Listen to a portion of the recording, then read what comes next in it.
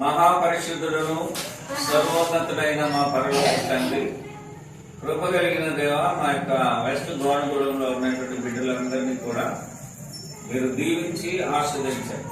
పిల్లలకు, యవ్వన బిడ్డలకు మంచి చదువును, జ్ఞానమును, ఆరోగ్యాలను దయచేయండి. దేవా, మీ ఉన్నతమైన ఆశీర్వాదముతో బిడ్డలందరూ నాయన క్రీస్తు పక్షముగా నిలబడి, నాయన బిడ్డలు క్రీస్తు సంఘములో బిడ్డలు నాయన బలపడి వాక్యానుసారంగా వర్ధిల్లటానికి సహాయం దయచేయండి. బాల్యము నుండి మీ బోధలో, శిక్షలో పెంచబడే కృపను మీ యొక్క ఆశీర్వాదమును బట్టి దయచేయండి. ఆయన ఇక్కడ కూడి వచ్చిన బిడ్డలందరికీ మంచి ఆరోగ్యాలు ఇవ్వండి, మంచి జ్ఞానమును ఇవ్వండి, మంచి చదువును దయచేయండి. ఆయన స్కూల్స్ కు, కాన్వెంట్స్ కు, కాలేజెస్ కు వెళ్తున్న సందర్భాల్లో మా ప్రియబిడ్డలందరికీ భద్రతను, క్షేమమును దయచేయమని కూడా అడుగుతున్నా. దేవా, మా యొక్క గోనగూడెం ప్రాంతాన్ని దీవించండి. గోనగూడెంలో ఉన్న ప్రతి బిడ్డను మీ ఆశీర్వాదంతో నింపి మంచి చదువునివ్వండి. బిడ్డల అవసరతలన్నీ తీర్చండి. బిడ్డల యొక్క తల్లిదండ్రులను ఆస్వాదించండి.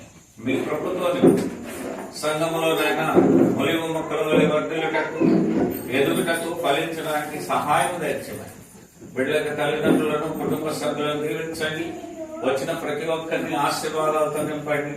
వారి అవసరతలను ఎప్పటికప్పుడు మీరే తీర్చి సంఘములో బిడ్డలు క్షేమాభివృద్ధి పొందే కృపను అందించమని మా ప్రభువైన యేసుక్రీస్తునామమున వేడుకొంచున్నాము తండ్రి. ఆమేన్. అందరికీ ప్రేమించిన దేవుడు. మనమందరం మానవులే కదా, మరి దేవుడు ప్రేమించినప్పుడు మనం కూడా ఏం చేయాలి? గట్టిగా చెప్పాలి, ప్రేమించాలి. ఎవరినా? దేవుడిని ప్రేమించాలి. భోజనాన్ని కాదు ప్రేమించేది. ఫస్ట్ దీన్ని ప్రేమిస్తే, దేవుని వాక్యాన్ని ప్రేమిస్తే, దేవుడిని ప్రేమిస్తే, దేవుని సంఘాన్ని ప్రేమిస్తే దేవుడు మనల్ని ఆశీర్వదిస్తాడు.